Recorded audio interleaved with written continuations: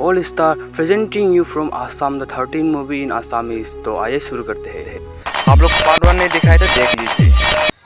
हमें अगले सीन पे दिखाया जाता है कि तपन बहुत परेशानी में बैठा हुआ है और वो राजन को कॉल करते हैं और राजन जानबूझ के उसके कॉल को डिस्कनेक्ट कर देते हैं।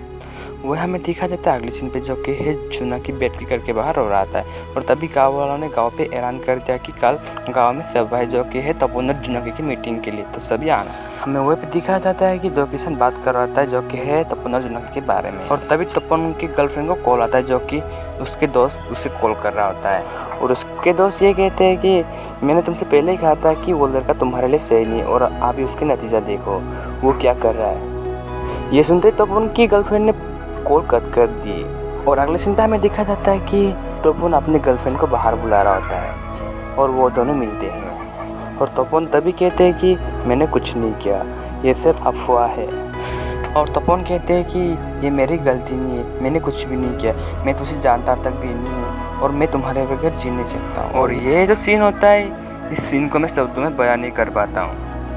और अगले सीन में हमें दिखाया जाता है कि जो कि है जुना की जो अपने मम्मी की गोद में रो रहा था और उसकी मम्मी उसे कहते हैं कि जो हुआ सो हुआ, जो भगवान चाहते हैं वही होते हैं, हमारे किस्मत में जो लिखा है वही होते हैं। और अगले सीन पे हमें दिखाया जाता है कि जो कि है राजन और तपोन उससे कहते हैं कि मुझे बचा लो, और राजन इनकार करके कहते हैं कि मेरे नाम मत लेना और यदि तूने मेरे नाम लिया तो मैं तुम्हें मार दूंगा।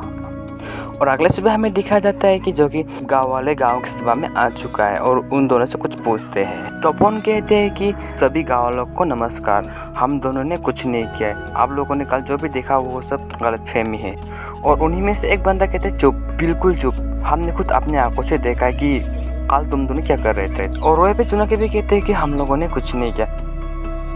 और तभी गांव वाले कहते हैं कि इन दोनों को गांव से बाहर निकालना चाहिए, और सारे गांव वाले बोलते हैं कि हाँ इन्हें गांव से बाहर निकालना चाहिए। उन्हीं में से एक बंदा कहते हैं कि इन दोनों को कहाँ भेजो, लड़के का तो घर भी नहीं है और ये तो अभी अंकल के वहाँ पे रहते हैं। और तभी गाँव के मुखिया कहते हैं कि इस लड़के का पापा मम्मी नहीं है और ये अंकल को वहाँ पे रहता है, तो हमारे फर्ज है कि इन्हें कहीं भी ना भेजूँ और यही गाँव पे रहने दूँ और इन दोनों की शादी कर दिया जाए।